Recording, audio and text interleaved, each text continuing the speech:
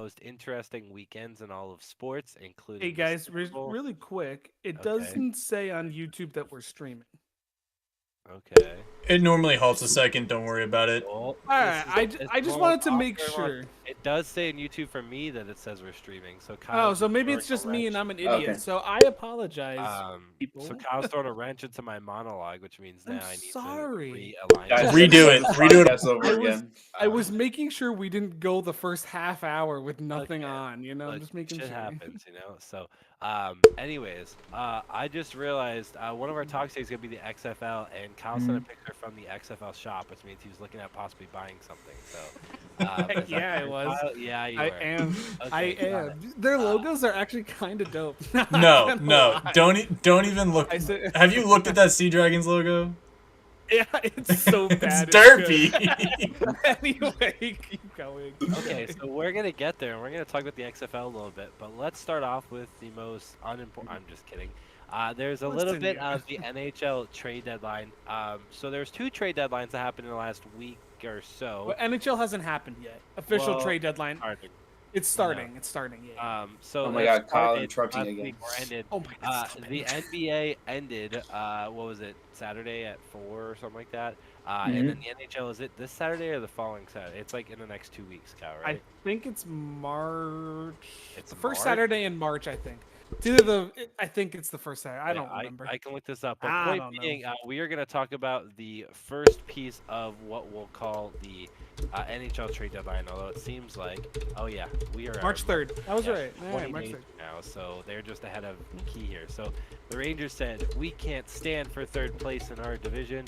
We must go get a middle-aged man who's past his prime but worth a dime. Okay. Okay. Hold on. Oh. Hold on. I tell you, Hold BMW, you on, crime hold to on. pay more than a dime. So here we go. Vladimir My Tarasenko God, dude, that's- goes over from the St. Louis Blues, where he spent a majority of his career. The last half of it, he has been hurt a few times. And he is now going over to the New York Rangers in exchange for forward that's been trash. I really don't care about his name, Kai. I know you said it earlier. Yeah, he's Prospect- irrelevant. a prospect Cal's never heard of, which means he's obviously really good. And then a first and a third for supposed top six defenseman and Vladimir Tarasenko. That puts the Rangers at right where they were, except possibly more star power. Possibly. Okay. We haven't seen it yet. So here's the thing. It's an automatic win only because we're getting rid of a player who has never scored a goal for this Rangers team, and he's been on the roster for 3 seasons. Tarasenko scored a goal for the Rangers in his very first game with the team. So automatically, it's a W from that. Now, that's just for this season, obviously. If Tarasenko it was similar to the Bo Horvat trade, if Tarasenko doesn't get re-signed, it's not a long-term win because the Blues do get 2 draft picks, capital, from this trade. But as far as I'm concerned with the player talent, I think it's a huge upgrade, even with Tarasenko's injury history. Because last year, Tarasenko was back to form, so he was literally a point per game last year. And this year he played with good but third liners. They were third liners that he played with on second line because the rest of his team was absolute garbage. So Tarasenko hasn't had the best help on the roster. So playing automatically on the It's Rangers gotten first line. worse. It has not gotten worse. Tarasenko's already playing on the first line for the Rangers and is getting first line power play time. So I think we're going to see him shoot up the stat board. Yes. That's been the main trade, other than the one we talked about, which is Bo Horvat, that has happened. There are fact, lots of rumors. There are lots of rumors, including the Bruins, with Nosek coming back somewhat soon, or he's reevaluated in 3 days. The Bruins are in a lot of trade rumors for a lot of actually really good people, top 6 liners, which is kind of weird because they're probably going to play either on the left wing of the second line or they're going to play on the third line. Those names include Jacob Chikrin, Timo Meyer, Luke Shen, and a lot of other players. who Luke could Shen very is well- not a big name. I can't believe Uh, you just threw Luke Shen into this list of big name people. What are you? No, Luke Nicholas. Shen's pretty good. What are you talking No, about? he's not. All I know Luke is Shen all not. I know is that you could go out and go out and get the guy named Jakob. That's all I know. That's all I know. Hey, Jakob Chikrin. if the Bruins get Timo Meyer or Jacob Chikrin or Jakob, I'm rioting. Jakob. I'm rioting. if they get them to I'm play rioting. deep second line or third line, I think it's Abs- chalked up, and I think that the Bruins win the cup if they're not. Absolute bullshit. If the Bruins can find a way to somehow get either one of those players, it's bullshit. It's rigged. Season's rigged. I'm joking. Kyle thinks I'm everything's 100% rigged, joking. dude. Kyle thinks I'm everything's joking. rigged, dude. I'm joking. I'm joking. I Kyle, don't think it's rigged. I'm afraid to ask your thoughts on the most recent election, so please. Okay. Oh man, we don't talk politics on we here. don't do that here, Steve. Come So those on. names that I brought up, including Luke Shen, are some of the bigger names that are on the area of the watch list for all teams. not Forgetting just the Bruins. Jonathan Taze, Also, Patrick Jonathan Kane. Taze. I was wow. You didn't even let me finish. I said some of the names. Jonathan Taze, Patrick Kane, both on not great teams, will likely to be moved around. Also, Ryan O'Reilly and a few other names that could be moved off the Blues. So it's interesting. We're only touching on it because we're going to really talk about the NBA trade deadline. But point being, it's getting interesting already, which is always a good thing because as we saw at the NBA trade deadline, it started popping off in the last 3 days. So hopefully the NHL trade deadline Bro. does not fail. I hope so. I hope it doesn't fail. I'm worried that if the big name players go early, that the actual NHL trade deadline on March 3rd won't be that exciting. But I guess we'll wait and see. The biggest names right here left are definitely Timo Meyer and Jakob Chikrin. I think it's Whatever, actually two- Jacob, but I just I love think it is saying Jacob Jakob. Chikrin. I've heard it's always called Jacob Chikrin. So saying your own name, okay. I'm saying Jakob. It's funny. It's It's funny. funner to say. I have a Jakob. question Yes. for you. Sure. So, what I'm going to ask you, I'm going to be very specific in my wording. Tarasenko, Yes. not will he or could he make a difference, but right now, oh sorry, not could he make a difference, will he make a difference in your mind? In what aspect? The All? Rangers Do you want are me to do not all a aspects? they're not technically a lock to make the playoffs, but we're going to assume that they were going to make the playoffs with or without him. Mm-hmm. They're already in a good spot. When it comes to the playoffs, and someone that technically has won before, do you Mhm. think that he makes? Not technically, he did win. He did beat win. the Bruins, Mhm. as their second or their best center or second best center, whatever the hell he was at the time. Will he make a difference on this team this year? So, in short, really quick before I elaborate, yes, I do think he will. First reason is he is best friends with Artemi Panarin, who is now his line mate. They have been best friends for years. They both are from Russia. They both grew up I'm pretty sure they were from the same hometown. They've been best friends in the league for years. Now they play on the same team and on the same line. So right away, there's a massive chemistry that boosts on the roster. Second, as you mentioned, Tarasenko has won before. He knows what it takes to play a grind in the playoffs. Because the year that he won, they went to Game 7 against the Bruins, who realistically were the better team. Like, the Blues were the worst team in the NHL on January 1st. And on June 1st, they were playing in the Stanley Cup final. Literally 6 months later, the Blues went from the worst to winning the whole thing when the Bruins were by far the better team. So Tarasenko knows what it takes to win. He also, if he can be even half of the player he was, is still a really good addition. He can pass the puck. He can shoot well. As I mentioned, he already scored. He's only played 2 games with the team, and he's already scored a goal. So I think his offensive talent that he brings, although not as good as he used to be, I think it's still better than what we gave up. So I think that will be a win. His knowledge of playoff success and what it takes to win will help, and he's already got the chemistry with the players. So I do think he does. He does bring a lot to the team.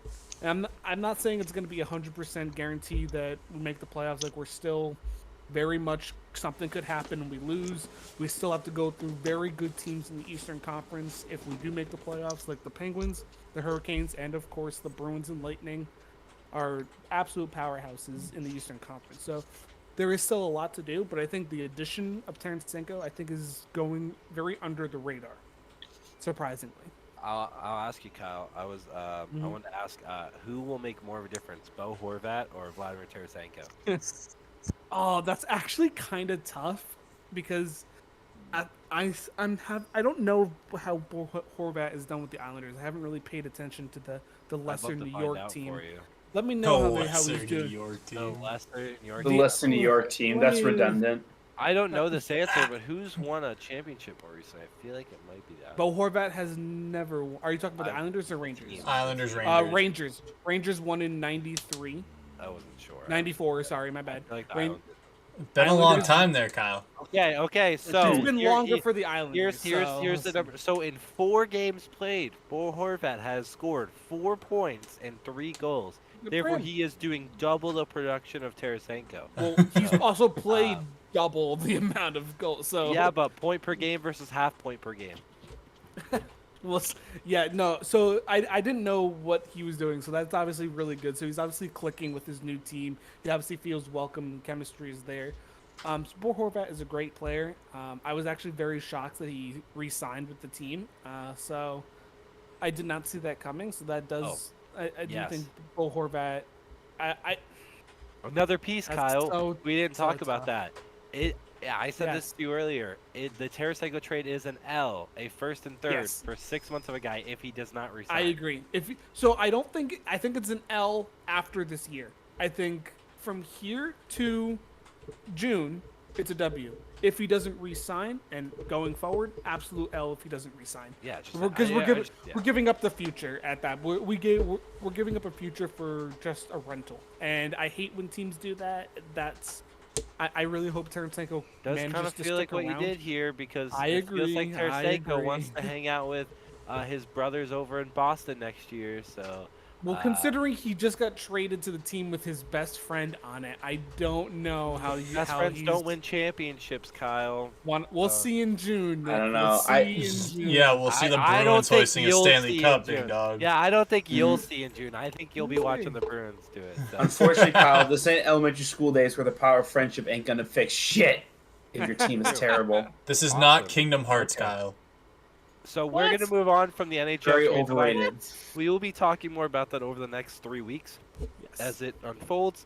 I'm hoping there's good big trades because we had the much larger trade deadline, which just ended, with lots of huge trades, including the Nets sending the whole farm, the Lakers getting rid of the worst contract in NBA history, and a bunch of good teams doing small moves that will hopefully make a difference, including the Celtics.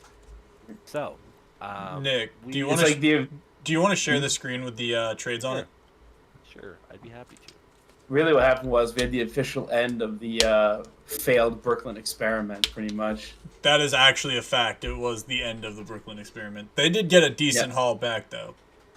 They did. They got like a little bit of a future out of it, but it really just was just like probably what 4-ish, 5-ish years, something like that of just noise, and that's it, and nothing to show for it.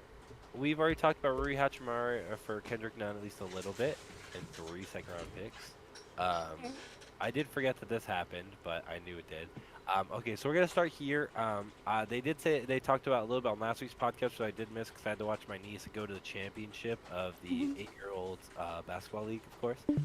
They did lose, but ironically, in a league that has a lot of different towns, there's 2 teams from their town that both made it to the playoffs and both made it to the championship. So their friends won. So that's a W for the team. So, anyways. I didn't give my thoughts on this because I wasn't here. Neither did I. Anywhere Kyrie goes, he infects the team with pain and suffering. So I think Say it, giving up Nick. any- Say it again, please. I think giving up anything other than a dirty dish rag for Kyrie Irving is probably too much. I know he's very talented, and if he stays not toxic, this could be a great thing for the Mavericks. I think Luka is the best possible chance because Luka has 0 negative toxic personality traits. So I think that that's the best chance that they have. Kyrie has to do anything in this league again. That's not just be LeBron's son and his daddy. So here we are. We'll see how they do. Do anyone else want to talk a little bit about it? To be honest, in general, the trade's probably fair. The Nets, I feel like like Spencer Dinwiddie, I feel like has played almost as well as Kyrie recently. That's not true. I know, but like getting a first-round pick in 2 seconds and Dorian Finney-Smith, like it feels pretty good. So here's the thing about this trade, right? I think packaged with the Kevin Durant trade, overall, I feel like if they were going to get over the experiment, the Kyrie Kevin Durant experiment, they got into the best possible situation moving forward. With this specific trade, I mean, I'm excited to see Kyrie and Luka in the same backcourt because that's the most electrifying backcourt in the league, bar none. I don't care what anybody else has to say. Well, you're saying an old man, an old-looking man, and Kyrie Irving are the most electrifying. Yes, absolutely. Those two put it. Isn't that I think fantastic? they average 60 points a game together. I'm not worried It's about it. literally like having Dirk Nowitzki out there who just looks old and grumpy and just like a brick. Dude, Wow. Luka Doncic gives every unathletic human being out there a dream of playing in the NBA. I don't know. Like, Do you see him in not that saying cowboy outfit, not though? saying that Luka is unathletic, by the way. He's absolutely a world-class athlete who plays in the NBA, but compared to other NBA players, he just looks slow and then he just hits buckets. It's so funny. Not saying that if I put in time, I'd be better than LeBron, but the hope is there. Also, Nick, a dirty kitchen towel can be thrown in the washer, so there is something redeemable about that. If Bro. Kyrie dropped 30 points a game, that's pretty redeemable. So I think he mean- averages about 27, 28.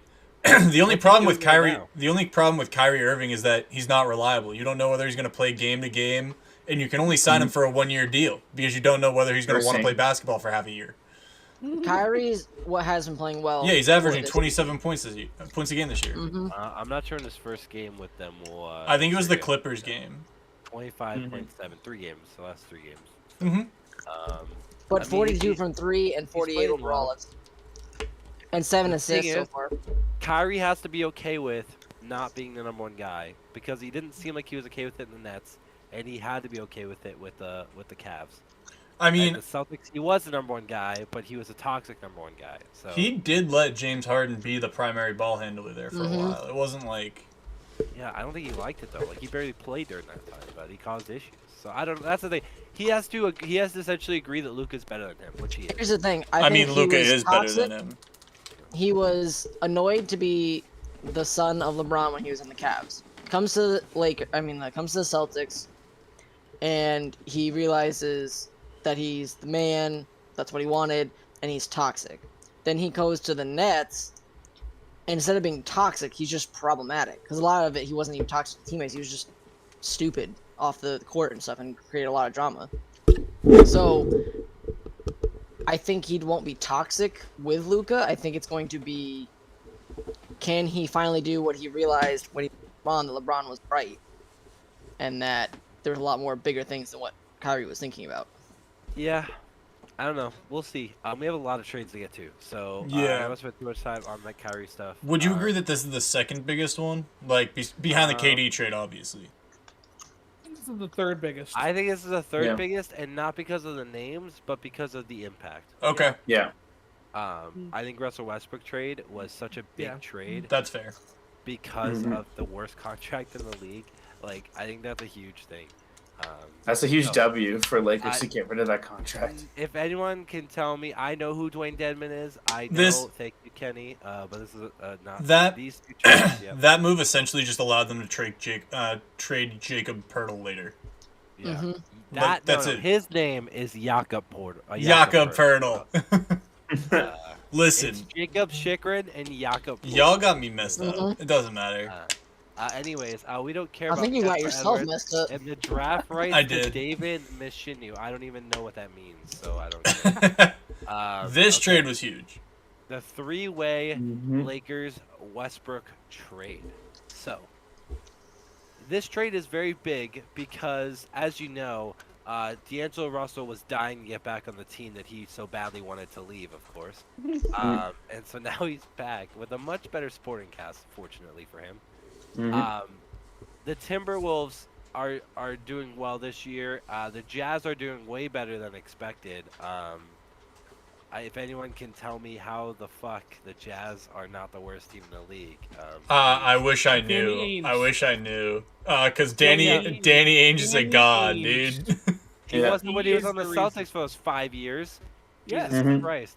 Bro, he's doing the exact same thing. It's Yep, the exact according. it's the exact same strategy. It's the same. He's always been that way. I don't know how he does it, but he does it. So let's look at this in pieces. So the Lakers, more importantly than anything that they get, which by the way, not a bad haul, they got rid of the Russell Westbrook contract. So Russell Westbrook is done as a Laker, probably for the better thing. He got into a few altercations with the coaching staff. Bro. As well as his contract is the worst contract in NBA history, as everyone has noticed. And now he goes to a team that can deal with his contract and gets another first-round pick. So, How many first-round picks is that in the next 5 years? like a lot. Way They too have many. it way too many, dude. Let's see. There's Jazz. it's like 10 to 15, somewhere in that range. I know. Ridiculous. Jazz draft picks. There's a tracker. That's hilarious.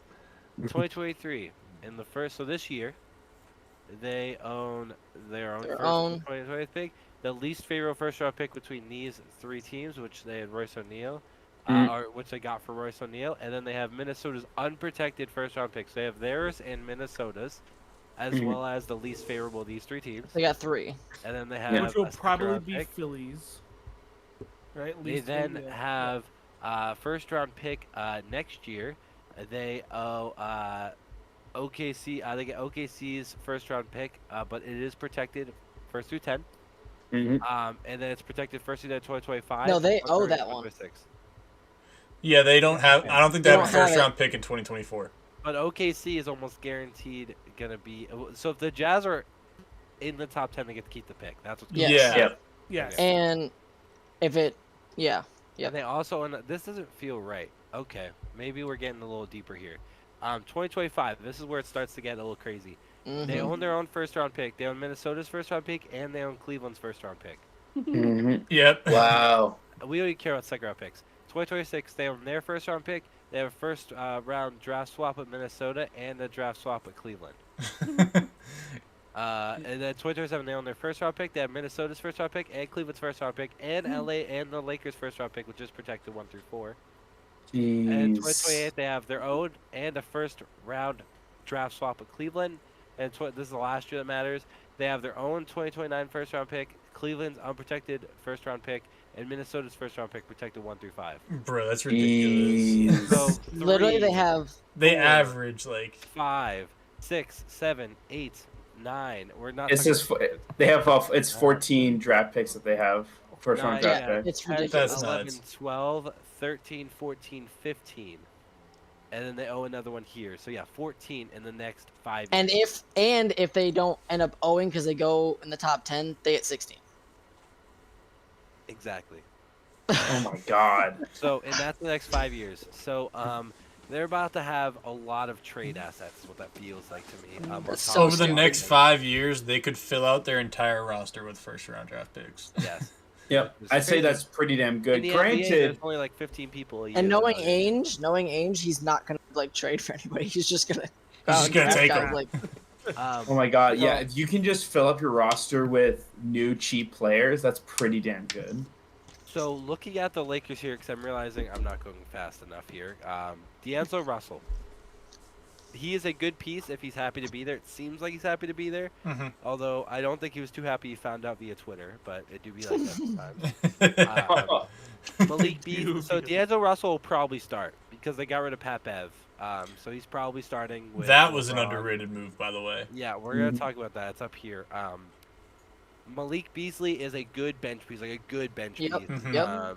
Very good bench piece. And Jared Vanderbilt's a deep bench piece, an I extra guy mean, in rotation. Malik He's is actually averaging really 13. good. I think Jared Vanderbilt's actually the biggest piece of this for the Lakers. I'm not gonna lie to you. Yeah, I don't disagree. What, to hang Well, out with outside Well- of with AD? So essentially, yeah, because he can fill in for AD down low. He's a good post defender, which is something that the Lakers have been missing. I mean, Thomas Bryant wasn't a good post defender anyway, but Jared Vanderbilt can also shoot efficiently. It's not like he's an awful offensive weapon, but he goes out, he gets you boards, he does all the hustle things, and he's a good low post defender. Something that the Lakers were missing incredibly.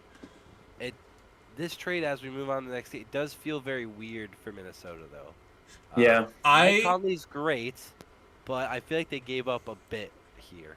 I have an insight into that. I was reading an article the other day. So Mike Conley is so obviously we all know that Mike Conley played with Rudy Gobert in Utah. We all understand this, correct? Yep. So apparently D'Angelo Russell all year has just hated playing with Rudy Gobert, according to this article I read. I think it was either The Athletic or it was on ESPN or something. I forget where it was. But he would like visibly and openly complain about hating playing with Rudy Gobert, whereas Mike Conley, on the other hand, already has chemistry with Rudy Gobert, so they're hoping that the move from Mike Conley helps them immediately. That's really what they had to do here. Which makes sense realistically when you think of it. Like And- they're trying to build chemistry again after it kind of devastated them this year. So Well- that does seem like a smart move. the problem was they traded for Rudy Gobert last. Yeah. Well, no, the That was- problem was that they traded 4 first-round picks for Rudy Gobert. Well, Trading, that too. trading for Rudy Gobert wasn't a big deal. As a matter of fact, I think we all thought it was a great move at the time. I didn't like it. A lot of resources. No, trading 4 first-round picks wasn't that wasn't smart. We all know that. We can all agree on that. We thought that was an overpay. I probably never would have moved for him, but anyways. Okay. Yeah. Austin might be the only person who didn't like the trade at the time. Yeah. And then looking at the Jazz, I think the only important thing the Jazz give a shit about is Is the that 2027 first round Yep, pick. exactly. I think they already bought out Westbrook too. Yeah. So They're like planning. he doesn't play there. He's going anymore. back to the Lakers. Yeah, that would be hilarious on a good contract, though. Yeah. So honestly, in my mind, I think this is a W for the Lakers because they got rid of that contract. Honestly, this is probably a W for all 3 teams. Like I think this worked out for all 3 teams in some fashion. Yeah. But great for the Lakers to get rid of an expensive bench player, pretty much. So good for them. You know who's super underrated for the Jazz right now? Laurie Markkinen.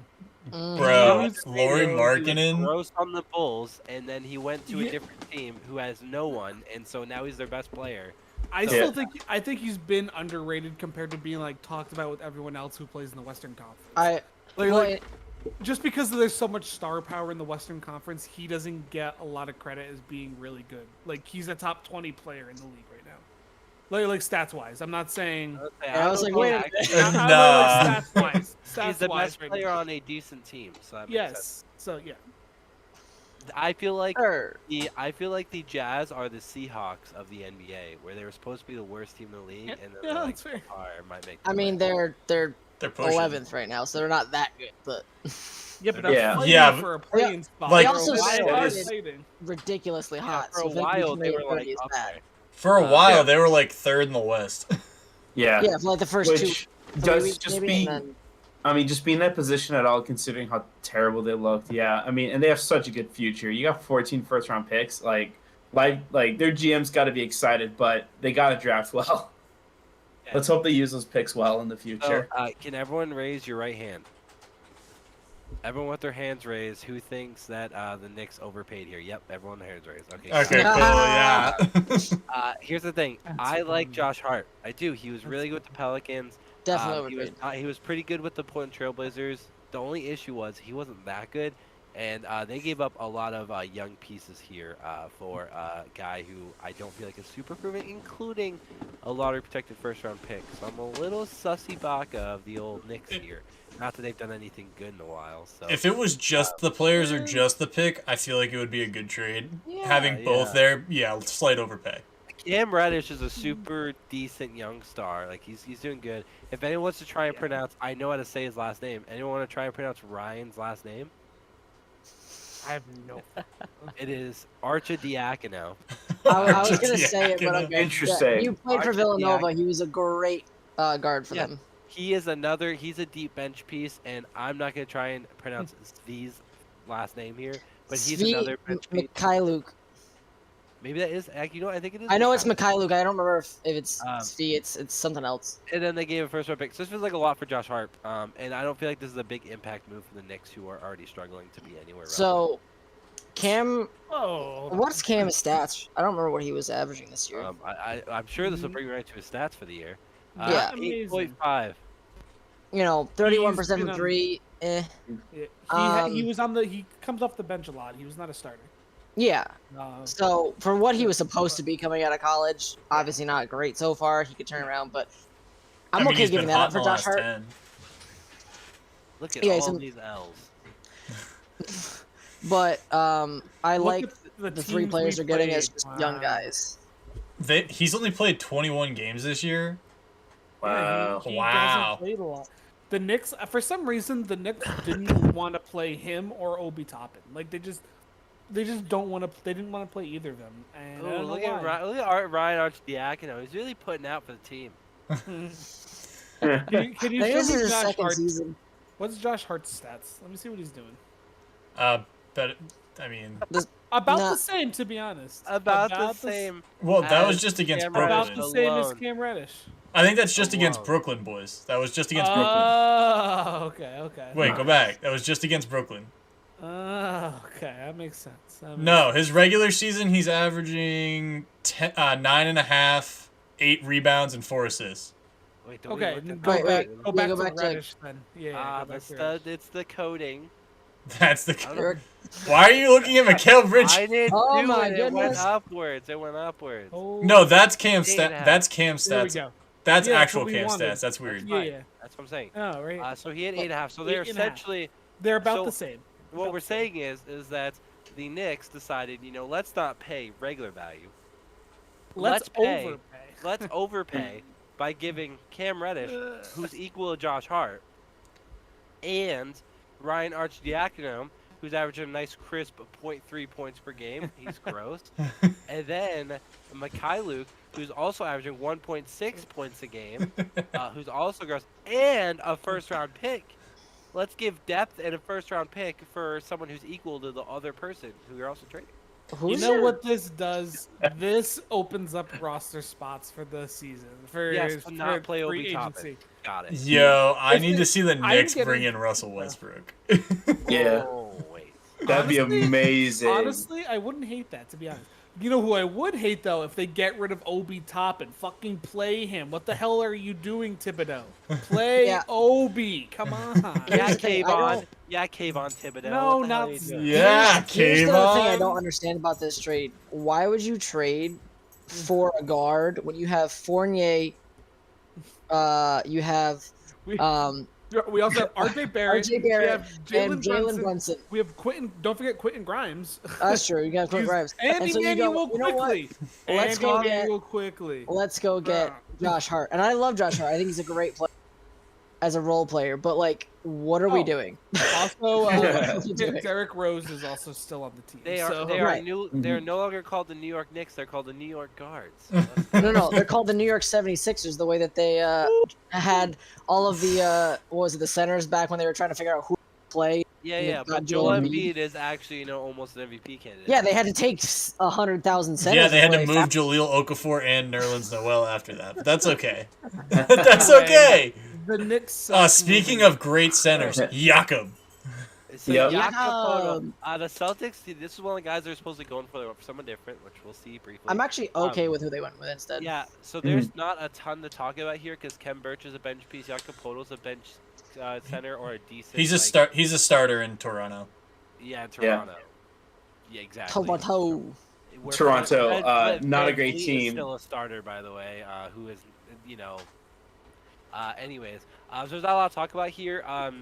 W for both teams, really, especially if the whole goal was just for the Spurs to get some more draft capital while they suck.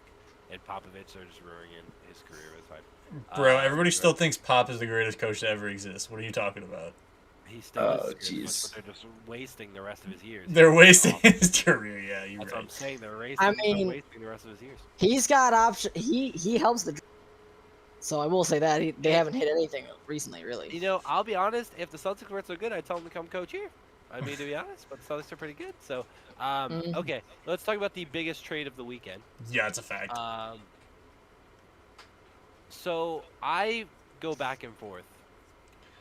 I In some ways, Sorry, go I ahead. think that the Suns overpaid, and then some moments I look at this, I'm like, I think they might have underpaid, and it's really a back and forth for me, because in all reality, with Devin Booker on that Suns team, as well as some of the other pieces they have over there, these four first round picks, excuse me, are gonna be late first rounders, which essentially means they're second rounders, which means they're not worth shit in the NBA because you rarely hit beyond the 15th pick in the draft very often in the NBA. It's a known thing. It happens, but not very often. So, these first 4 round picks, with the Suns doing well, could be nothing or very little. Death pieces for the Nets. Jay Crowder, as great and clutch as he is on the Celtics, on the Cavs, on any team he's been on, he is a journeyman. He is older, and he is always a bench power forward. Kind of what he's always been. He's defensive, three-point guy who just always plays the bench. Cam Johnson is a young piece who is still kind of working his way through the world of the NBA. Oh, wow, man. He's pretty he was good. Though. averaging 14 on a good Suns team. He will probably average significantly more on the Nets. We'll see when he has his first game. But he's good, and obviously Mikal Bridges, who looked fantastic in his first game. He had 23 points against the 76ers and almost won that game. The more important piece of that was in the other trade with Spencer Dinwiddie hitting that nasty three-pointer to almost tie the game and go to overtime. Did anyone else see that? Spencer Dinwiddie hitting a 40-footer with Saw a highlight of it, yeah. Ruled off. Yeah. So Or waved off. the reason why I go back and forth, and this is where please feel free to jump against or with me here, is that I look at Kevin Durant. If he's healthy, he is a top 5 player in this league. I Easily. don't know if he's top 3, because to be honest, Jason Tatum's outplayed him, and I probably put Tatum at around that 3 to 5 mark as well as you have Luka at first, probably, or Giannis at first, and Luka at second. However the hell you want to put him. That 3rd through 5 spot's up for Bard, but LeBron's still here. Tatum's been playing lights out, and there's many other good or great players. Don't forget Steph Curry's still around. Steph Curry's still there, although he hasn't looked like Steph I Curry don't. of I don't 5 think years ago. Steph and LeBron are top 5 anymore. Dude, I'll be LeBron honest. this year is on another LeBron's level. definitely LeBron's still playing on a I whole know, other but level. that's- around there. That's besides the Mhm. point. I was just saying. Point I being, don't think they are. I look at it and I'm like, okay, he could still be a top 5 player in the league, like 3 through 5, guaranteed, alone. And if you're putting him with Devin Booker, this just feels like the Warriors without. It's not quite the Warriors, because it's not Steph and Clay. It's Devin Booker and a very old Chris Paul. So I go back and forth because Alright. it's how much I credit Kevin Durant. That's I've why got- I go back and forth. I'm going to preface this with the fact that I love Kevin Durant as a basketball player. I think he's a great basketball player. He has yet to prove to anybody that he can lead a team and be the number 1 on the team and win a title. He has yet to do Yeah. so. And, I mean, barring a 1-inch mark on his foot, that may be a whole different conversation. Considering, when the Bucks True. won, it literally, if he has less, like an inch less on his foot, he probably hit the 3. Or if he doesn't choke against the Warriors. So I think this trade comes out in the wash as a pretty even one. So I think Yeah. both the Suns and the Nets won the trade deadline. To the point where the Nets got back what they needed to get back for Kyrie and KD to still be competitive now, while also not mortgaging their future. Because I still think they can make the playoffs this year. They won't contend for a title, obviously, but they're still going to be relevant, and they're still going to have these pieces moving into the future. What I don't know about the Suns, right, is that, again, I don't know whether Kevin Durant can lead a title contending team, like, by himself. I mean, I know Devin Booker and Chris Paul are the leaders of the Suns locker room, but Kevin Durant immediately becomes the best player in the Suns locker room. They also have DeAndre Ayton, Their bench is awful at this point. They are relying on the starting 5. KD's probably playing the 4. Warren's probably playing the 3. And I don't know what else you have after that. So this move is to go and win a title. They have Kevin Durant for 3 years. He's under contract for the next 3 years. If they don't win a title in the next 3 years, Brooklyn has won this trade without a thought process. Agreed. The issue still becomes, if we learned anything last year, depth matters because the 2 deepest teams in the league were in the championship, and they both still got tired. Yes. Yep. So, and the Celtics got deeper. The Celtics are like, fuck you, we're getting deeper because if we get there, we're not going to be tired. And the Warriors said, fuck you, we're also going to get a little bit deeper because you're going to be tired again. And so that's where we are. And so the Suns got beat by the Mavericks last year. Yeah, I made a joke post about it being like all that just to lose to Kyrie and Luka in the second round. I don't actually believe that. I just think it's funny. I hope they get to face each other in the final. Or not the final. Well, yeah, in the Western Conference final. That would be. No matter what, Kyrie's gonna do something to screw his team over. Like he's gonna flip everybody off at home again. So then the team's just gonna get swept. So I'm not too worried about him. I think the Nets here did a really good job. Obviously, you got stuff for your future with the first-round pick stuff, but Mikal Bridges is a guy you can build with. I mean, really good young guy still. Cam Johnson, may still develop. And they've got other really good young players there, like Cam Thomas, a guy who just had for the first 40 points, in 3 straight games. Nicholas Claxton's pretty good. Yep. So they got a young team over there. Kind of reminds me of how they were right before the Kyrie and Kevin got there when they had just made the playoffs with D'Lo, and Dinwiddie and those guys. Team. Talk about full circle for Dinwiddie. Right? Probably pissed. Honestly, he might be happy, but he's probably pissed because he got traded away and he was pissed about it. Yeah, because he just went from being with Luka and now he has to be over there with nobody. Well, no, he was pissed we got traded away from the Nets because he really he really loves being in Brooklyn, so he's probably pretty happy, but he was pissed at the org when they traded him away. Yep. Not that I blame him, though. I think it is kind of a wash, but at the end of the day, like, this could go either way. Like, if the Suns win a championship or in contention for the next 3 years, it's all worth it. Yeah, but if they aren't, which it's very likely they aren't because the Warriors are still a thing, the Mavericks are still a thing. If you get to the finals, Jokic is still existing. Yeah, here's the thing: we also can't sleep on the Lakers either. Man, how the rest of this goes. There's a lot going on in the West. We didn't even talk about Jokic when you're talking about the top 3 players in the league. By the way, Nick. Right. He's not top 3. He's top 5. He is top 5. I'm just saying, like, we didn't even throw that name out there. He's another name up there in the top 5, top 10 conversation. Yeah. Did you say Embiid too? No. I don't remember. I didn't go through a list in my head, guys. No, I'm just making sure we're doing due diligence. Point being, you know who the real winners of this trade are? The top 3 teams in the Eastern Conference. Oh, yes. Facts. Yes. Celtics, the Bucks, and the 76ers. Why? Yeah. Because you've now essentially guaranteed that you are the top 3 teams in the East. However that pans out, Bucks have won 10 straight, the Celtics have won 5 straight, they're still a game and a half ahead, and then the 76ers are right there. This is guaranteed that they are the top 3 teams in the East. I definitely don't want to play Brooklyn because there's something about it. It makes me feel like they're going to be a different team than one we swept last year. They're definitely going to be a first round of the playoffs kind of upset team for sure. I think that depending on how they mesh and everything like that, Dinwiddie and some of these other guys are guys that just, they're going to have nothing to lose to play for, and those teams always scare you in that first. Where even though they probably won't take any of those teams down, I think they're going to push them to make the next couple rounds harder. So, well, I'll say this, Austin. I genuinely think last year, as a Celtics fan, I was scared because I felt like you could lose at any moment.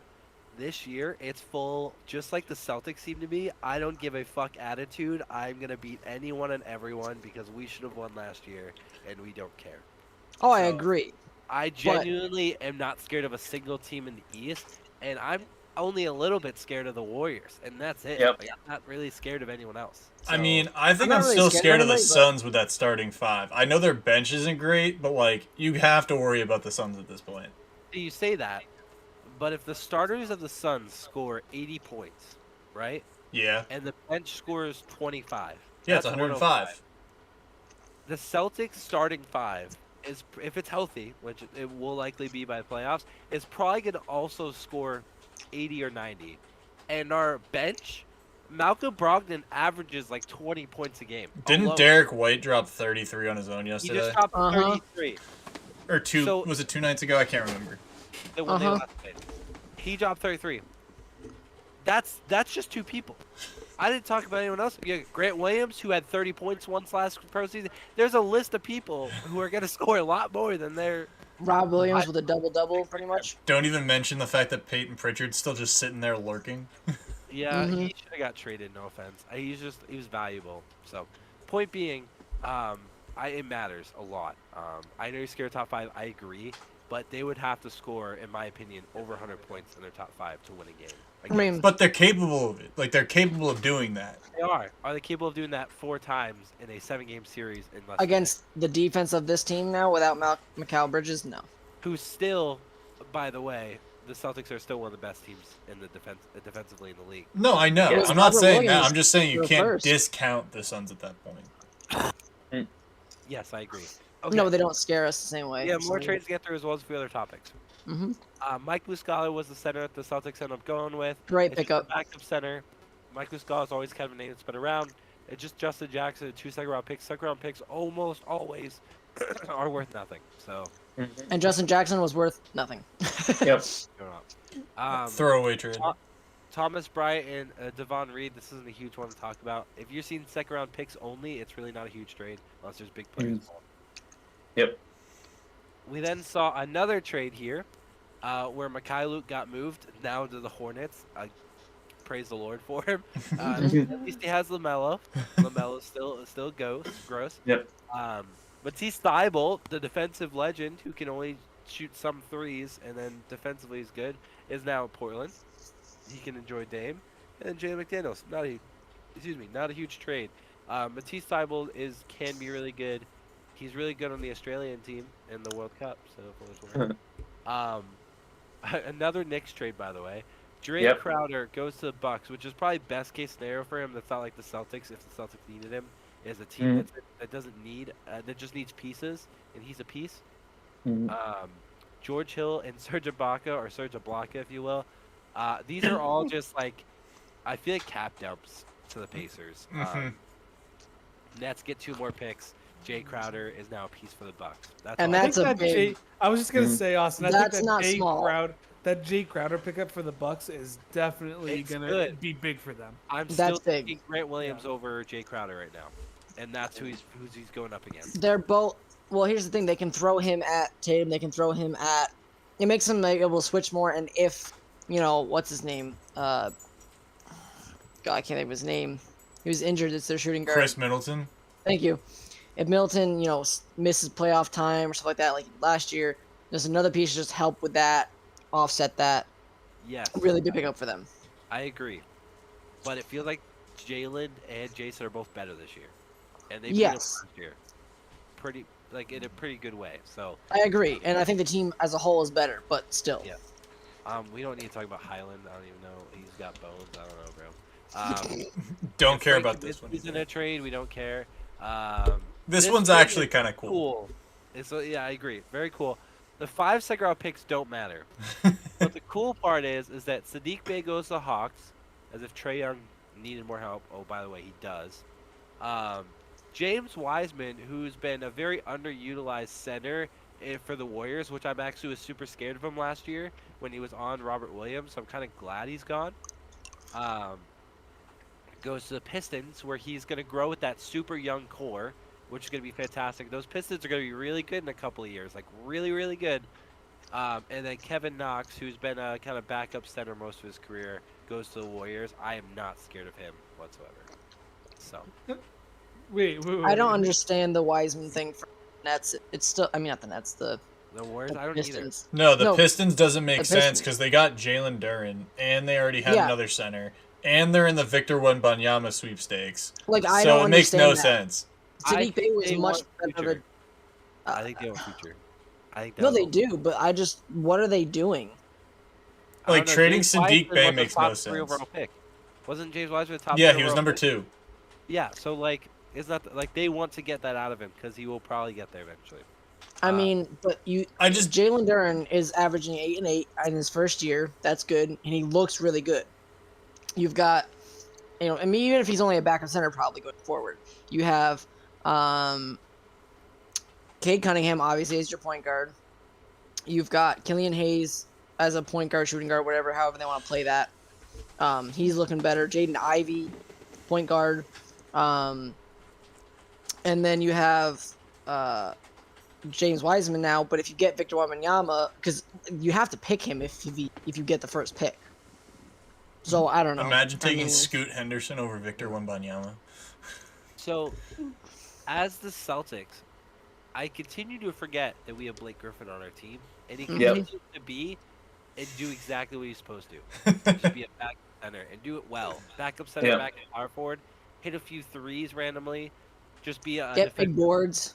Yeah, just randomly. And I continue to forget he's on the team, and he continues to make a difference. I think him in the playoffs is going to be actually pretty big.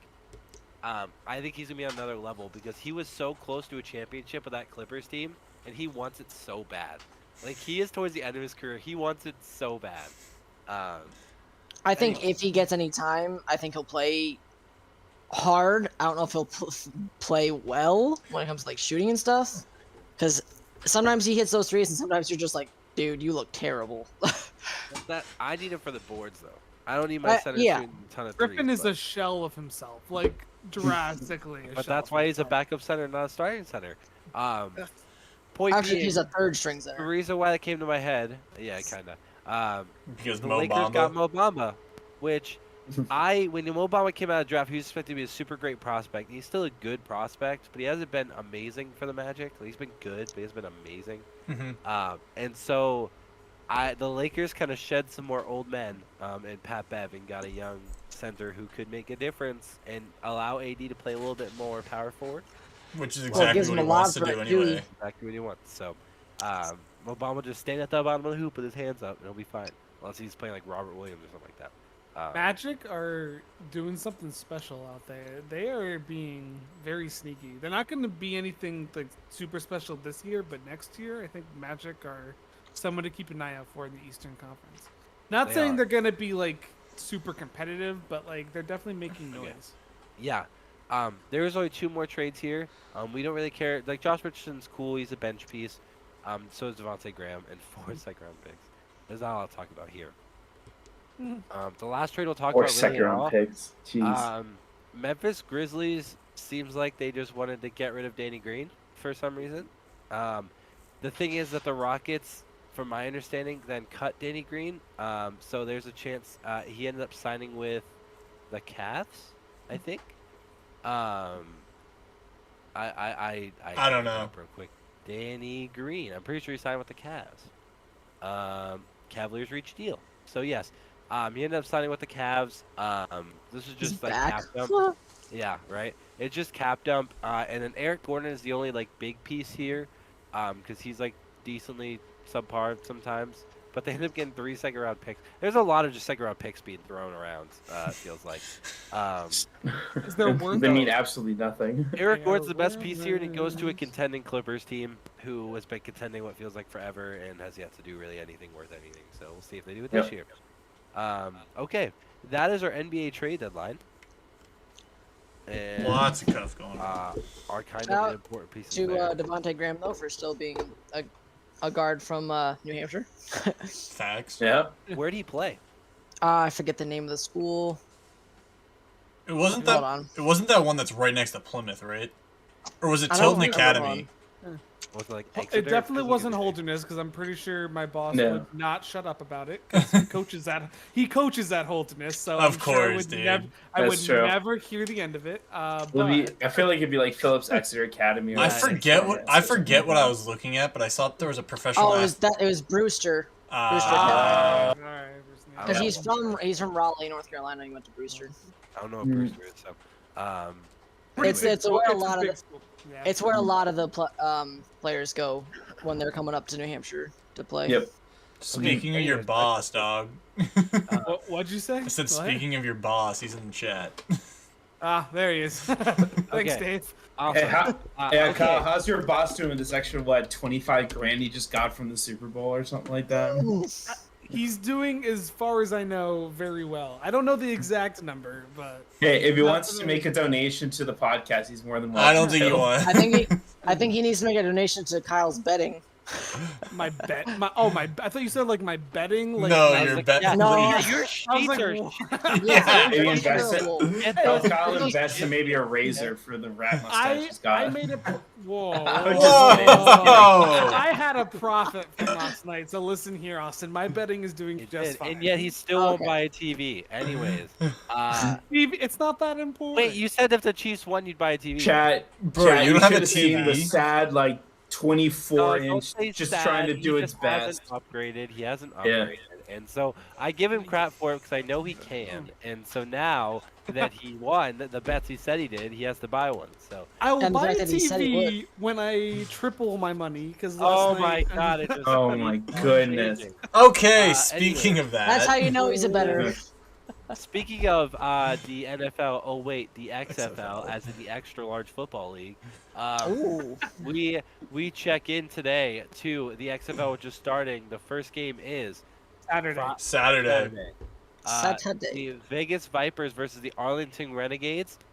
There are also another game that day, which is the Orlando Guardians versus the Houston Roughnecks, as we love the Roughnecks. And then the final two are the other two games, which are the St. Louis Battlehawks, the San Antonio Brahmas, the Seattle Sea Dragons. Yo, roll Sea Wait, Dragons. Nick, Yo, can you I'm pull up rooting these Sea logos? Dragons all day. Somebody pull up these logos.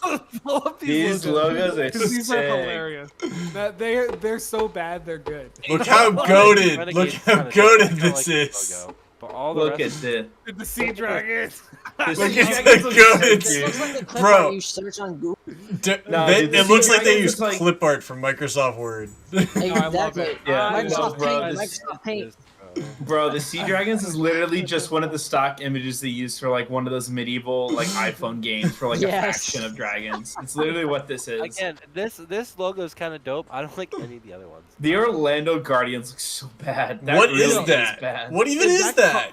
It's some animal. Wait until you see their uniforms. They're ugly. Is that- Bro, they could have They're gone with like a blue. knight or something. Their nickname is the No, Guardians. also Plus our tickets A is the real panther, question. kind of. Bro, I would prefer Rocky Raccoon over the crap they have $24. right there. Welcome to Nick's Ticketmaster. Look at these ticket prices. Yo, who wants to go see subpar? That's too much. Yo, I would go for $24. I would do that. go for $24. How much It does needs to it be like guideline? 10. If they were playing it like if they, They were have a up in like They have a Gillette, I'd 4-pack consider offer it, for but $18 no. each. Let's get on the floor. $128. What's the sideline package? I want to be down on the sideline. Yeah. Oh, wait. Hold on. Let me. I don't. I'm not very frequent with how to use this website. Wait, Yo, they this, have we could have. Nick. They have a 4-pack for $18 each. Oh. That's wait, amazing. Where's that at? But It's, oh. look on the side. It says Is that- Oh shit! Wait, $31 each. Oh, we got to sit over here. Wait, where is the stadium, by the way? It's this in the- Dude, Arlington, Texas. that's Arlington, That is- Texas. What's the closest one to us? it would for be DC. yeah, that It would be DC. Guys, Okay, well, it costs we're more to being- park anywhere in Boston overnight. This is Yeah, insane. I don't really know how Anyway. to feel about any of this. Yeah. Other than it's probably gonna be just like the USFL, which is subpar football. However, it's connected with the NFL, which means it'll be more relevant. Hopefully. Yes. I am excited to see how how like some of their rules are. I particularly like the scoring after touchdowns, where it's not just a simple kick the extra point. They actually have to try and score. It's like they have to do 2-point conversions, but it's for 1 extra point, 2 extra points, or 3 extra points. Yeah, based on the every distance, right? time, I love based it. on the difference. Yeah. So I'm actually really excited to see like that aspect Mhm. because I think Uh, that's kind of cool. Since we're talking about them doing rule changes, did any of you Yes. see Travis and Jason Kelsey on their podcast talking about the rule changes they wanted to see happen? No. I no. did not. I would love to quickly talk about just a few of them. Okay. They were hilarious and great and a great topic for us. Can we wait till after the Super Yeah. Bowl Yeah, let's reaction wait for till- that? Yeah. Yeah, we gotta get Alright. into the That's Super true. Bowl. That's good. That's I good. think Yeah. we could almost wait till next week so we can have an actual list and talk That's about it a true. little We could bit. do that. We could do that. Because okay. football's over and we need stuff. So Super Bowl happened. Honestly, it was about 3/4 of a really good game, maybe 3.5 quarters of a really good game, and then Oh, a very, very boring end to the game. Oh, Not just with the call or whatever. It just got really boring. It was all time possession waste. There wasn't any big plays or anything, but the the first Chiefs three scored quarters- 17 points in the fourth quarter. That's very good. That's like Yeah. three- How That's is why that he boring? said. That's why he said 3.5. Mhm. because the first 14 were cool and the last 3 were boring and kind of rigged. So just Oh. No, don't go there. Don't do No, that. it's Don't do not. that. Well, it's rigged. Rigged. No. I can't wait to get my 2 cents on this. It was All rigged for right. Kyle's money. Okay, so the Chiefs won 34-31 or whatever. 38-35. 38. Honestly, it was. So here's the thing. Oh, this is hurting. In my opinion, It's gonna be so Um, much fun. the game was really good. I would have been fine with either of the teams winning. I just don't like how the Chiefs won with that call that gave a free first down when it should have been 4th and 8. And should have kicked a field goal. There would have been about 2 minutes left or a minute left, Mm.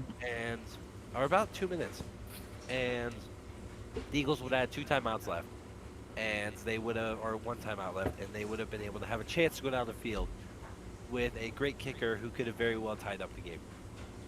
So, or more for that matter. I don't like the call. We're gonna get plenty of opinions on this. It was not called that same way all game, and then it seems like a not great call anyways. I know what James Bradbury says. That's the only way he'd be able to live it down for himself, is by doing that, because blaming the refs is a black hole, because the league doesn't give a shit about blaming the refs. I don't think the Eagles should have won. I think that they had a really good chance to, and I think that chance was taken away from them, and that's really how I feel. The Chiefs still won. I'm fine that they won. I just feel like the Eagles got an opportunity taken away from them. I guess I'll let Steve go first. He's close. I gotta say, I mean, one thing I will say, I mean, it sucks. I feel like a call like that, even though, I mean, the wide receiver was kind of making for a break and he did kind of get his arms around him, it's really tough in the space of that game. Also, if you were to look at the color of the player's gloves, I didn't realize this. I was watching Colin Cowherd today, and I actually looked this up after. So Belichick, whenever he would play, depending on the color of jersey of the players, he would actually have his players wear different colored gloves, so it was harder to see a hold. But anyways, the one thing we can't take away, though, is this was the best pass rush in the entire NFL. They didn't get a single sack on Mahomes. I don't know what they injected into Mahomes or how many lines he had in his nose, but he was booking it all over the field, and I thought that was incredible. But we can't take away from this was a defense that should have been built to beat the Chiefs. And then you had an offense that could have wasted a lot of time. I mean, the Eagles were up 10 points in the first half. Why? Because they ran the ball and kept Patrick Mahomes off the field. But then not only did Patrick Mahomes play great, both of those touchdowns where Andy Reid was like, cool, this is a team that really loves to see your motion at the beginning of the play. Any line of scrimmage motion, and they take advantage of that. And so the Chiefs were like, cool, or Andy Reid was like, cool, I'm just going to fake a motion and then just have a guy double back into the corner of the end zone and just have a wide open touchdown. They did that twice to the Eagles. And the Eagles did not adjust after that one stop. They tried to say, let's stick to what we know worked, which would worked arguably still against not a lot of very elite quarterbacks. I mean, no matter which quarterback they played, none of them match up to Mahomes. So I think the Eagles lost this game fair and square. The call sucks. It does. But I still think the Chiefs were still in a very good spot to win that game. They probably could have gone it at 4th and 8 and very likely could have gotten it because of how smart of a play caller Andy Reid is and how incredible a player Patrick Mahomes is. He could have run for that first down, an 8-yard run. He could have done that too, and also thrown out quick to Travis Kelce. So even though the call sucks, it's still the Chiefs just made the better adjustments in the second half, and they just were the better team. So the call doesn't help. The call sucks. It does, but it doesn't change as much as people think. I don't know. Do you guys want me to go last? Or do you guys want me? To I just want the get last my- word, so you can go. Let him go. Okay. First, I will happily accept formal apologies since I was what? the only one who predicted the team correctly.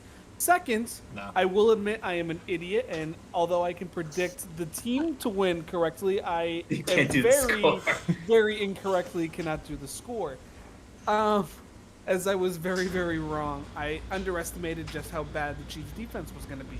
Or how good the Eagles' offense was. Yeah, that too. But Bro thought they were That going to win by being said, 40. I said 21. Hold up. I said 21. It's terrible that you said the Eagles would get 14.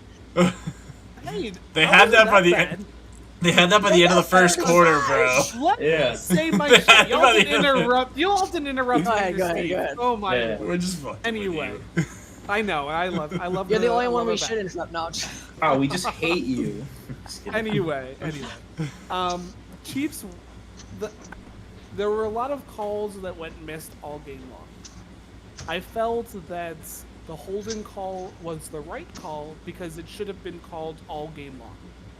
So, because it should have been called all game long, I feel like calling it in the most important time of the game is like you have to call it at all points in the game, whether it's the first minute of the game, middle of the game, or the last minute of the game. A penalty is a penalty. Was it a tic-tacky penalty, as Jake has said, as Ticky-tack as fuck. Steve said, as many sportscasters across Fox and ESPN said, was it tic-tacky call? Yeah, sure. Was was the hold egregious? No, it was pretty run-of-the-mill that happens on almost every play, but it was a hold. He did grab his jersey. He did pull him a little bit. It was a hold. That was what the rulebook says. That is how it's supposed to be. It is a hold. Yeah, the rulebook Should they sucks. call it more? Yes, they should have called it more throughout the entire game. As Steve said, I don't think that play drastically impacts the full game. Because I think there were other plays that did. Now, granted, that does impact how the Eagles play the final minute of the game. That does drastically impact what their drive will be, yes. But there were other plays leading up to that the Eagles should have capitalized on. They didn't have a single sack the entire game, as Steve said. This is rated one of the best defenses in the whole league. They didn't get a single sack on a supposed to be an unhealthy Mahomes coming into this game. Like, he has a high ankle sprain, and he was still able to run all over him and not get a sack on this team. Mahomes also only had one incompletion in the entire second half of that game, and that was a throwaway pass. So, like, the Eagles' defense could have put a little bit more pressure on Mahomes to force him to throw the ball away more. They didn't do that. So to say that one play, I'm not a big fan of Nick Sirianni, but I will say his interviews after the game did really. I was very impressed with how he handled that game. He could have easily said the refs threw us a bad call and it was us, but he said what impressed me was there isn't just one call that ruins the game. There were a lot of things we were outplayed, and that's how it goes. And he's right. The Eagles were outplayed. I think the Eagles were outcoached. I think Andy Reid definitely was the better coach in that second half. Oh, by far. What hurts really is being outscored in the fourth quarter alone. Being outscored 17-8 is really what lost them the game. Like, you can't, if you're going to allow 17 points and only score one touchdown, also that drastically impacts it. So, was it a tic-tacky call? Yes, but I think it was the right call. I think, and I threw a tantrum basically when the Bengals lost to the Chiefs, mostly because I lost a lot of money. Thanks a lot, Cincinnati. But I was very unhappy with how that game was called from the refs. But the more I saw and the more plays I saw, I realized that it really wasn't that bad. I was just mad because I was on the losing end of it. And I think that's really it's a lot different for me because I'm on the winning end of this call. So it's a lot different coming into it. But I've come to realize in the Cincinnati game, those were the right calls then. I think this is the right call now. So that's just where I'll end Let my me at him, piece. Jake. You can This go is- off this- and go I'll- for I'm it. not I got the gonna last word say- because I've got some things about They will it being go the on. right All right, call. first off, it is not the right call. Oh, Not boy. the right call. No, it's not. And I'll show it to you. You want to see the call? The fact that you said he grabbed his jersey is a bunch of bullcrap. We can look at it again. No, he didn't. You want to see it? Let me show you right now. Oh dear lord, don't get it. Because we gotta pull this up for everybody just to see in case they didn't see it or anybody that watches Actually, it. can we see it because of copyright? Yeah, no, because No, this is fair use fine. because of yeah. But anyways, I'm not too worried about us getting copyright stricken. Can you guys see it? We're good. So hold on. Watch this, Kyle. You tell me where you really see anything that's worth a hold call on pulling on a jersey. Right there. Right there. It was Right before there. and right there. Watch this. Right Watch there. this. Watch this. There's no holding that on that. Yes, You calling? there was. You're calling. You're Are calling you this. kidding, Austin? This. Yeah, when he Look, breaks right away, there, yeah, here, right here, there. Right Right there. there. And right there. Right there. Where's there Oh. any pullback on him? Nothing. Yes, They there never was. called Oh. that. They never called that because that is not holding. No, it's not. Yes. No, it's not. If Gene Yes. Steratore says it, it's not holding. He is the guy when it comes to calls. We all He's like been him. wrong before, though. Oh. No, if we're gonna go back through all of the NFL, all of the games, all the stuff, we're gonna talk about what should or shouldn't be holding. That should, to me, never be holding, because Juju gets separation the entire time. He is not like when we're talking about holding. You see the jersey get pulled and stretched, and he can't get away from it. And there's clearly no way he's gonna do that. Patrick Mahomes sees him getting away, sees that there's maybe a little bit of not hand fighting, but there's hands on his jersey, stuff like that. He throws it over him to get the play called to him. If Mahomes doesn't throw that ball over in that direction, that's not getting called. I guarantee you that's not getting called. But anyways, do I think it's the worst call that's ever been done by the refs? Definitely not. I think you No. can call it by the letter of the law. They're allowed to call that. Do I think it's the wrong call? Yes. So I give that to you, Kyle. And in the end, it's not the thing that costs them the game. No. I mean, you come out of the half. So I will say this. What, all of a sudden, Juju's just a god? Like, you had him shut down the whole time. Travis Kelce was there, but he wasn't, like, dismantling them.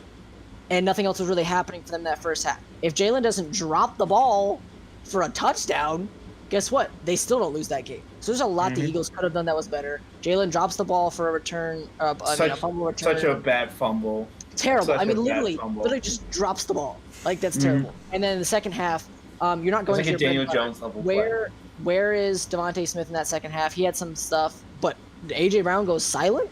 I mean, the fact that Jalen Hurts just wasn't seeming to like run as much as he was in the first half, he wasn't scrambling around and just dismantling that defense the same way. I mean, they were pushing to his left a lot more in that second half. I think they made that a point to really close that right side so he couldn't get away and make those big passes he did early on.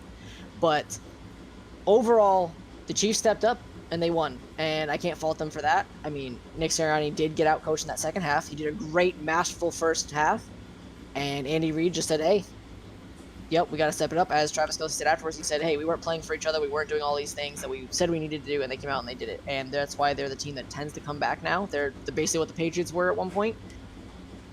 But do I think that was the wrong call? Yes. Especially as we've already all said, if you haven't called that all game, you can't call it then. That's just the wrong thing. If once they've set their bar, whatever it is, like if you want to say that should be called every game, fine.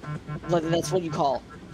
But I've seen way worse not called, and also like we said, you haven't called that all game. The Chiefs were doing it, the Eagles were doing it throughout the game, and that's the one you decide on. Why? Because Patrick Mahomes threw the ball. I guarantee you if that ball doesn't get thrown to him, it's not. But go ahead, Jake.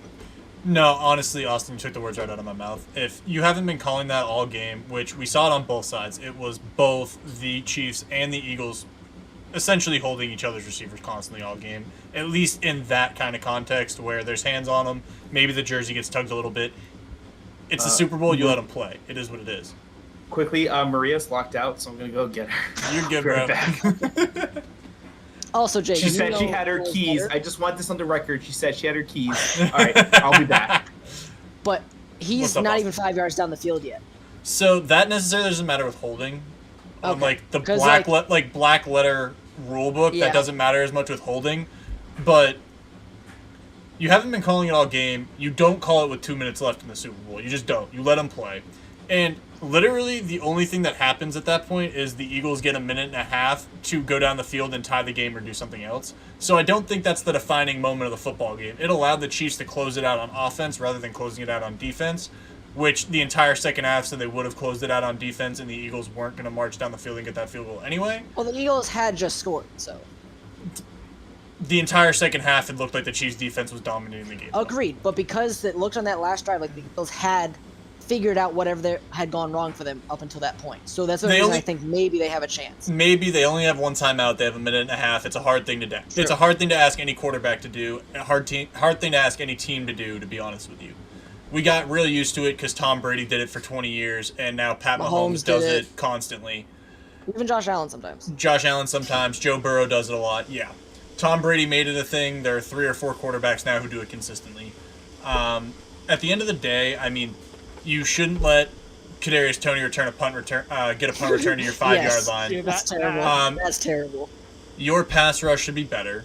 Apparently, you are the best defense in the NFL. You've got the best pass rush, whatever. Third best of all time. You weren't near Pat Mahomes at all. I don't give a shit what you did on the regular season. If you don't show up in the Super Bowl, you're nothing. You're nothing. Mm-hmm. Don't rest on your laurels. Go get better. Your offense in the second half kind of disappeared, like I said. Miles Sanders has 12 yards. Kenny Gainwell has like 25. Jalen Hurts is the only one who can really run your run game, which was apparently also supposed to be the NFL's best running game, was shut down by the Chiefs defense, which hasn't been good at stopping the run in the last decade. Nope. Yeah, I mean, do you make that call with 2 minutes left in the Super Bowl? No, and I think that's the sad part, right? Is that we just watched a great football game, and all we can talk about is the fact that there was a holding call with 2 minutes left. That's the sad part. That's the sad part. That's really infuriating to me is that this shouldn't be really the defining moment of the game. But it is. And like, yeah, but it shouldn't be because it realistically, I don't think that it doesn't. We all just said that wasn't what lost the Eagles the game. So why are we zeroing in? Because of the what ifs, Kyle. Because of the what ifs. We could talk about what ifs all day long. But that's the big thing here, though. That's it. The what if factor. Like, why talk about what if when we could talk about what happened? We were just watching an amazing. And I'm talking about what happened. Okay, let's talk about what happened, Kyle. They literally made a call that they shouldn't have made. How about that? That's time out. I am so sick of that fucking argument. They shouldn't make the call. It's a fucking penalty. It wasn't, though. It wasn't, though. Kyle. Yes, it is. Kyle, it's a penalty. Kyle, if that's a penalty right now, then I'm committing a hold on you right now. Do it. He's doing it. I'm doing it right now. If that's It's a penalty, penalty. It was. Boys. It really wasn't. This penalty is. This is such like. This penalty means so much less than people are gonna hype it for. Here's the thing. Dude, no, that's literally what we're saying. But honestly, again, wrong call. You don't call it all game. You don't call it with 2 minutes left. Kyle, I don't care if blackletter it is a hole. I don't care. Wrong call, dude. Okay, what do you mean you're not just gonna call it in the final 2 minutes of the game? You haven't called it all day. You don't call it with 2 minutes of the game. Call it at all. Kyle, But they should. No. They should have called it. That's fine. You can argue. Kyle, let me Just finish. because it's in the Let me final fucking 2 minutes finish. of the game. No, let me fucking finish. It's fine if they're calling it all game like they should call it all game. Yeah, cool. But they haven't. You don't call it with 2 minutes left if you haven't called it all fucking game. Why? It's a penalty. It's called consistency. It's called consistency.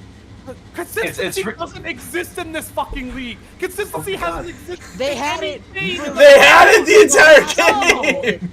They had it up until the last 2 minutes. It was consistent, No, and then they it was threw not out. consistent. It because was. They They missed didn't. offsides on the Chiefs. They don't know what a fucking catch is in this league because apparently Miles Sanders doesn't have time to make a football move. But when Well, Dallas that Goedert actually is wasn't on a the catch. sideline, he doesn't have to make a football move before it's a complete catch. There is no fucking. Okay, consistency. you're absolutely wrong about that No. because that wasn't a catch for Miles Sanders and that was a catch by Dallas Goedert. Like, It shouldn't be. Okay, no. Both of those That things were theory- absolutely correct. Hold on. I understand by the letter of by the rule book, yes, but I don't understand why.